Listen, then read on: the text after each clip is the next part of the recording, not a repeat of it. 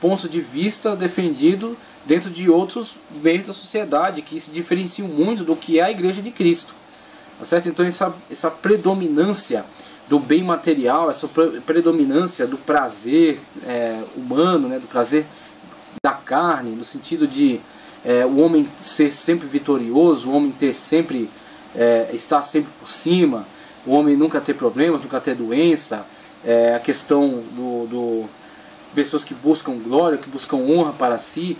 Na verdade é muito daquilo que Paulo criticou, né, sobre pessoas que amam o presente século. Por exemplo, quando ele fala aquele companheiro que amando o presente século o deixou, Demas, né? Fala de Demas. Então Paulo fala daqueles que pregam na verdade, mas pregam por inveja, né? Ele critica muitas das pessoas que cuidam daquilo que é seu, mas não daquilo que é do Senhor. Aqueles que buscando, andando atrás de riqueza, atravessam assim com muitas dores. Então Paulo critica muito pesadamente esse ramo que se desenvolvia dentro do cristianismo e que não tinha nada a ver com o Evangelho. Não tinha nada a ver com o Evangelho. E o que acontece? Isso não é estranho à nossa época. Acerca dessas pessoas que distorcem as visões bíblicas e implementam dentro da Bíblia aquilo que ela não propõe. Tá certo? Então, dentro dos neopentecostais, infelizmente, temos visto surgir muito disso. Coisas estranhas à Escritura, coisas estranhas àquilo que é a proposta bíblica, sendo defendidas, colocadas, né, como que se Deus tivesse compromisso com isso, de que o homem estivesse constantemente feliz, de que o homem não tivesse nenhum problema, não tivesse doença, tenha bens materiais, riqueza, carro importado, iate, né, que Deus faça barganha com o homem, que Deus se veja amarrado pelo dízimo, como alguns dizem, que Deus retribua o dinheiro que a pessoa injeta na igreja, como se fosse uma empresa de investimento, né? Ele injeta R$100 para colher R$10.000. E aí, esse tipo de tendência, na verdade, ela apresenta uma outra face daquilo que foi apresentado ao longo da história. Por exemplo, na época de Agostinho. Na época de Agostinho foi a questão dos quiriastas, né? Do quiriasmo, que pintou um quadro tal da visão que eles tinham do período milenar, que aproximou esse quadro, esse ponto de vista, daquilo que os pagãos descreviam em relação às suas orgias. Então o que acontece? Se essa tendência de interpretação está encaminhando a isso, ela não pode ser correta, ela não pode ser defendida. Então a proposta dos amilenistas, a crítica que eles fazem a isso, a crítica é válida. A crítica é válida, mesmo que o resultado tenha sido... O próprio Agostinho, ele passa os dois pontos de vista, né? Você vê que ele não busca ser definitivo em relação à sua afirmação, que aliás é o que nós dissemos aí no começo da nossa matéria de escatologia. Essa matéria é uma matéria em construção, não adianta você entrar aqui dizendo que achou a interpretação definitiva. O que você entende é que você tem que ser o máximo possível fiel à afirmativa da Escritura Sagrada. Então, a partir dessa fidelidade, essa honestidade, você tenta desenvolver o máximo a possibilidade de interpretação que você consegue desenvolver a partir dos fatos, né, que estão se desenvolvendo na sociedade. Por exemplo, Agostinho. Por que Agostinho não teve oportunidade de rejeitar essa questão do milênio sendo instaurado após um período de 6.000 anos? Que é uma das propostas e é inclusive aquilo que ele deixa no livro dele como uma possibilidade. Ele viveu até 430. Então o que acontece? Para ele, de fato, havia uma possibilidade. Não é totalmente absurdo que isso fosse algo possível. É que ao final dos 6.000 anos fosse implementado o ano sabático, né? Os 1.000 anos de reinado sobre a terra num plano literal. Então o que acontece? Ele não fecha totalmente a possibilidade. Ele só coloca que essa interpretação está levando a uma tendência nociva, estranha. E aí ele precisa reagir contra ela. Então essa reação é louvável, essa reação ela é correta. A questão é que não podemos, por causa de um excesso que foi praticado dentro desse ponto de vista pré-milenista, não é por causa de um excesso que foi praticado dentro dele que devemos jogar ele fora. É como uma pessoa que vai dar banho numa criança, a criança suja a água, aí ele joga fora a água e a criança. Então o que acontece? Joga fora aquilo que não presta, joga fora o excesso. E fica com a interpretação, porque a interpretação, como nós vamos ver para frente, ela tem uma lógica, tá certo? Dentro do contexto bíblico. E aí a gente vai ver agora a contribuição. Então vemos aqui, ó, Agostinho, tá certo? Que alimentou a questão teológica da igreja medieval. Então ele está na antiguidade cristã ainda, na época da antiguidade histórica, né? Roma ainda está de pé. Realmente os historiadores, não sei se hoje é medido assim, mas na minha época a história, a antiguidade histórica e até a existência do Império Romano. Com a queda de Roma inicia-se a Alta Idade Média, depois Baixa Idade Média, tá certo? Mas somente para a gente se localizar no tempo, Agostinho até 430. Então após, no século XV, XVI, vai surgir aí os movimentos de reforma, quando então surge João Calvino, certo? Depois de Lutero surge João Calvino. E aí Calvino, que viveu entre 1509 e 1564 e escreveu uma obra magna chamada Instituição da Religião Cristã, ou chamado simplesmente de Institutas. Então vamos trazer um texto aí do tomo 2 das Institutas, ou Instituição da Religião Cristã. Essa edição aí da Unesp, tá ok? Na página 448, tomo 2, página 448, João Calvino nos diz: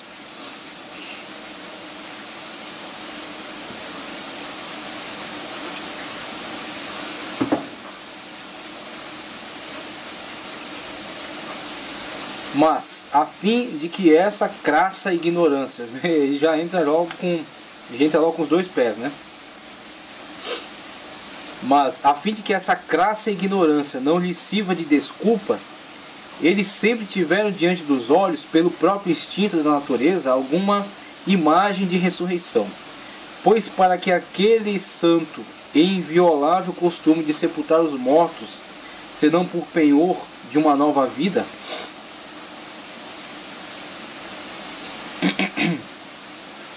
e não se pode dizer que isso nasceu de um erro, uma vez que a prática da sepultura vigeu entre os santos patriarcas desde sempre. E Deus quis que este mesmo costume se mantivesse entre os gentios. É interessante o desenvolvimento do argumento, buscando até questões, vamos colocar assim, antropológicas, né? Questões antropológicas. A prática de sepultar mortos. Pode ser algo meio besta para a gente, mas nem todos os povos têm a prática de sepultar mortos. Por exemplo, os vikings incineram os mortos. Outros povos, por exemplo, eu li certa vez que na Samarcândia eles tinham uma torre onde colocavam os mortos eram devorados pelas aves de rapina. Então temos diversas práticas com relação aos mortos. Os egípcios mumificavam. Então a mumificação que os egípcios praticavam em vista da vida além túmulo, da vida na eternidade, do modo deles, né? Eles entendiam que o corpo necessitasse a alma necessitasse daquele corpo para que pudesse existir no outro mundo. Inclusive as magníficas obras chamadas pirâmides, foram construídas ao longo de décadas de séculos, né? E que estão durando aí por milênios. Elas são grandes túmulos. Tudo aquilo são grandes túmulos, onde o imperador, sua esposa, sacerdote, a pessoa que foi mumificada, terá a oportunidade de viver no além.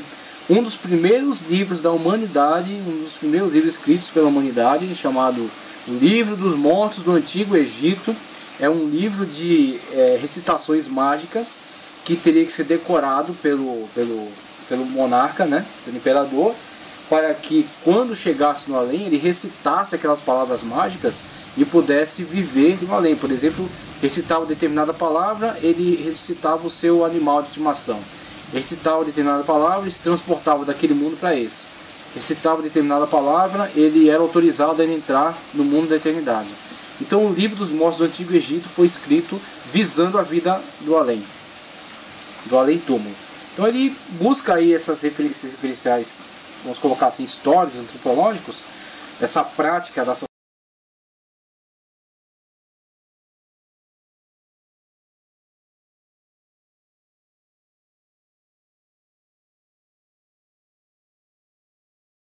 eternidade.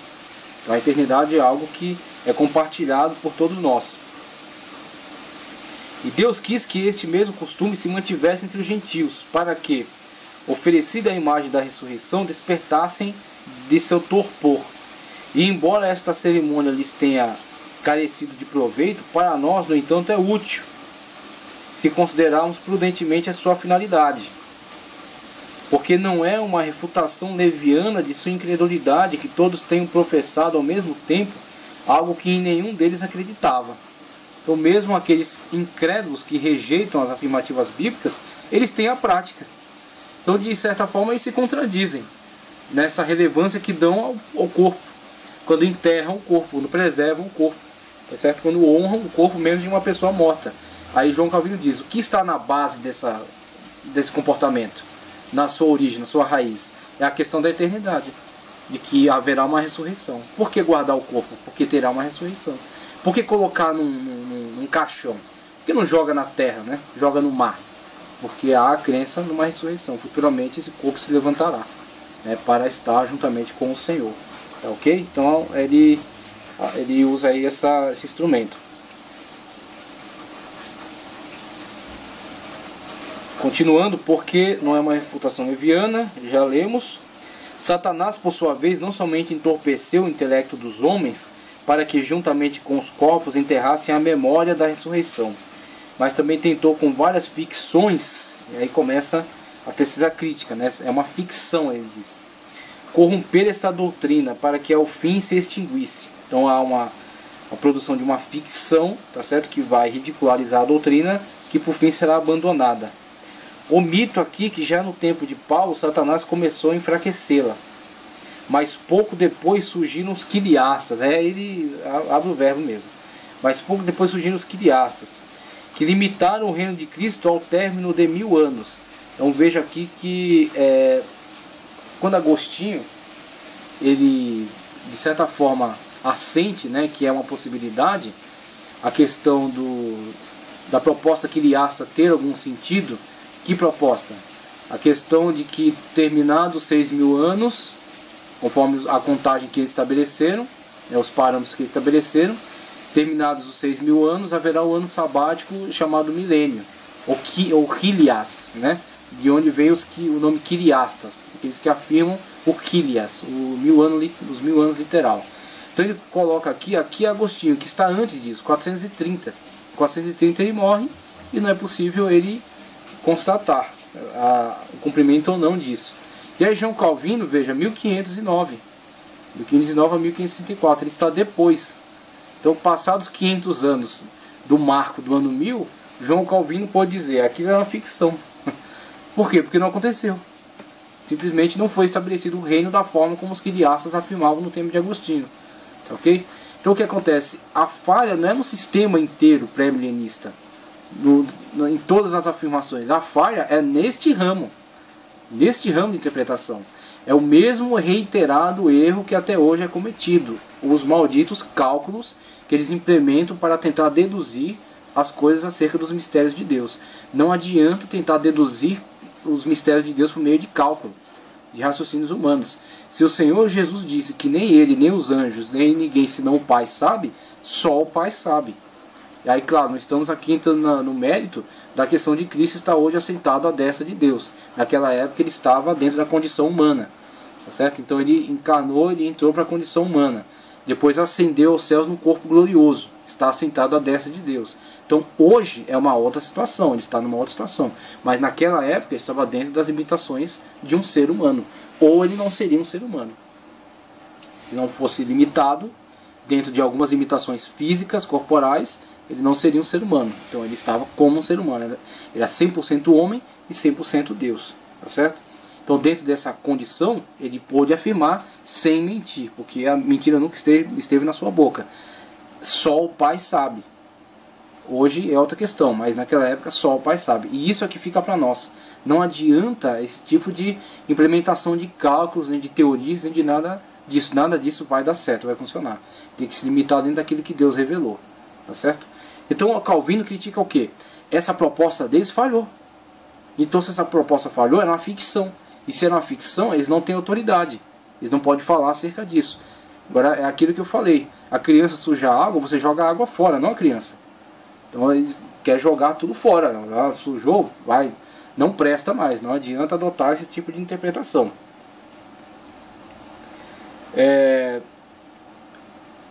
Se limitaram ao reino de Cristo ao término de 1000 anos. Muito bem.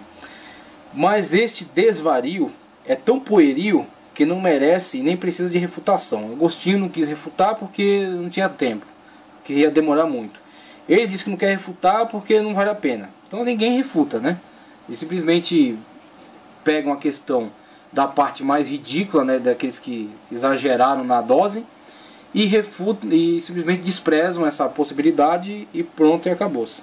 Não precisa de uma refutação específica. Nem sequer o trecho do Apocalipse, o qual sem dúvida os induziu ao seu erro, os favorece, uma vez que ali o número 1000, Apocalipse 20, verso 4, que é o eixo de discussão dessas escolas, não trata da eterna beatitude da igreja, mas somente de várias revoltas que até então afligiam a igreja militante na terra. Veja aí o caminho da alegorização. Então trata-se das várias revoltas que até então afligiam a igreja militante na terra. Ou seja, tudo aquilo que está antes do texto citado, Apocalipse 20, verso 4, todos aqueles sinais, aqueles selos, trombetas, taças, né, aquelas manifestações de Satanás, o dragão, a mulher, a besta que sobe do mar, a besta que sobe da terra, né, as duas testemunhas, ele coloca, são aflições sofridas pela igreja militante na terra.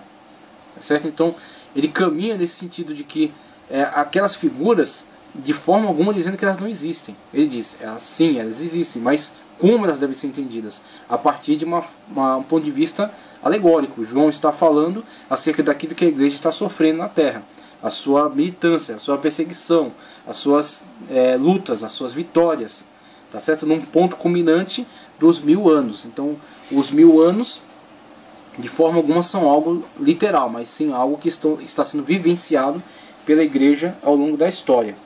No mais, toda a escritura clama a uma só voz, que nem a felicidade dos eleitos, nem o suplício dos réprobos terão fim.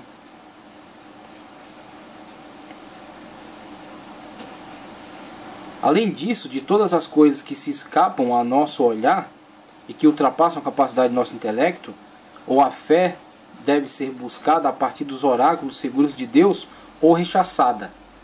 Então, uma das questões que ele levanta, a crítica, é em relação a essa questão cronológica. Começa aqui, passa 1000 anos e termina aqui. Ele fala, a beatitude dos santos não tem limite, não tem fim. Então ele atenta também contra essa questão, a questão cronológica estabelecida, né? Inclusive, da forma como foi posta pelos quiliastas, claro que teria que ser criticada mesmo, né? A questão da abordagem lá dos 6.000 anos e após os 6 o ano sabático de 1000 anos cronológicos. É óbvio que tem que ser criticada, uma vez que uma vez que se mostrou falsa, certo? Não ocorreu. Os que assinam aos filhos de Deus, 1000 anos para que usufruam da herança da vida futura, não se dão conta de quão grande afronta fazem a Cristo e a seu reino. Pois se não serão revestidos de imortalidade, segue-se que tão pouco o próprio Cristo, cuja glória hão de ser transformados. Em cuja glória hão de ser transformados, tá certo? Em cuja glória hão de ser transformados. Deixa eu localizar aqui de novo. Perdão. Nem tão pouco o próprio Cristo, em cuja glória hão de ser transformados, foi recebido na glória mortal.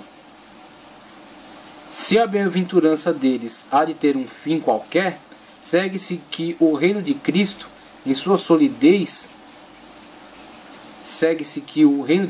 em cuja solidez aquela se apoia, é temporário.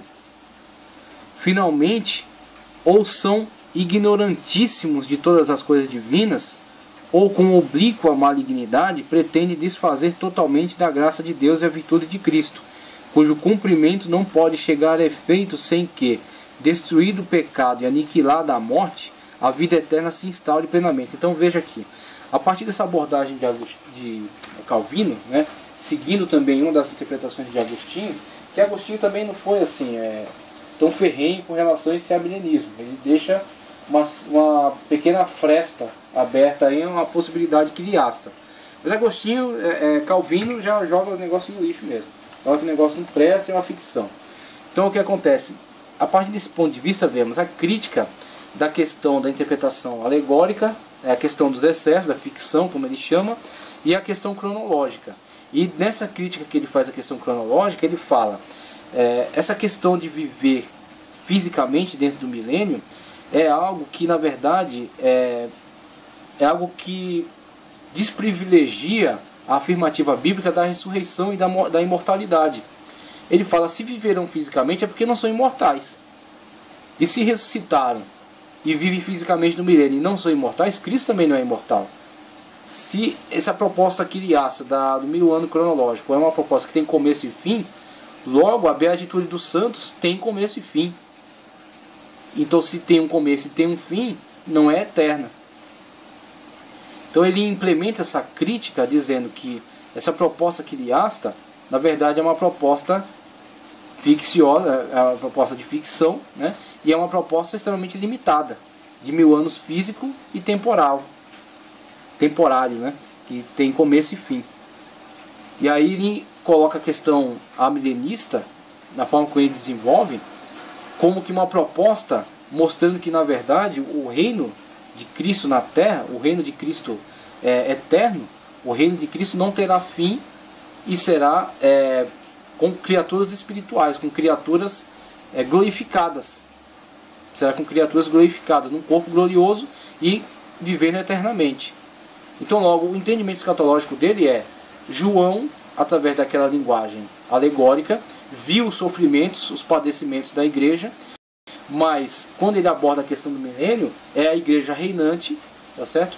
É a igreja que paulatinamente está estabelecendo o seu poder, está estabelecendo o poder de Cristo, está estabelecendo a sua influência através do poder de Cristo, e ao final não teremos um período cronológico, não teremos um período de reino físico, teremos sim o estabelecimento do reino eterno de Cristo.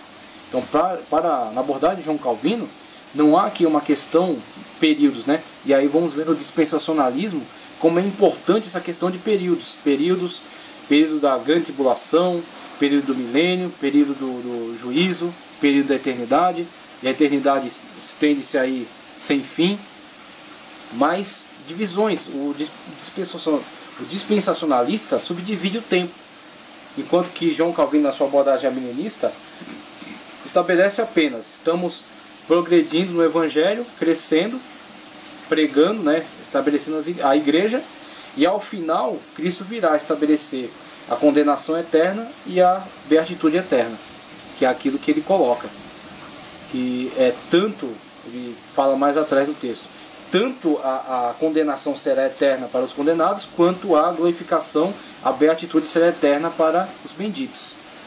Então ele não visualiza essas subdivisões, ele simplesmente alegoriza todas essas interpretações, esses símbolos, essas imagens do Apocalipse. São alegorias daquilo que a igreja já vivencia, tá certo? E ao final teremos o estabelecimento dos reinos eternos. De forma alguma um reino cronológico e um reino limitado. Agora, quais são os problemas?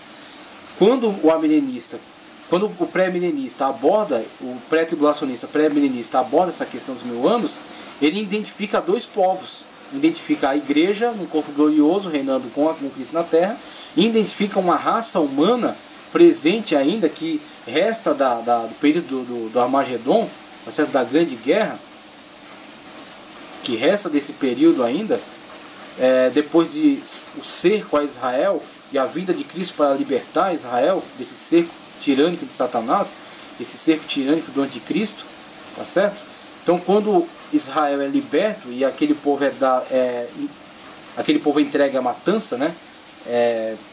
Condenados e são mortos, e temos aquela abordagem profética das aves do céu, dos animais do campo que são convidados a um banquete e seus corpos são entregues a serem devorados pelas feras. Passado isso, o pré-milenista, pré-tribulacionista entende: estabelece um reino na terra, é feito um juízo, um pequeno juízo, não um juízo final, um juízo que separa, como no Evangelho Cristo diz, as ovelhas dos bodes. Então esse juízo entre as ovelhas e os bodes são quem? São exatamente um juízo estabelecido para a entrada no milênio. Quem entra no milênio? Cristo e a igreja glorificada, que são eternos, que é exatamente a abordagem de João Calvino. Como que a beatitude dos santos pode ser limitada? Não é limitada.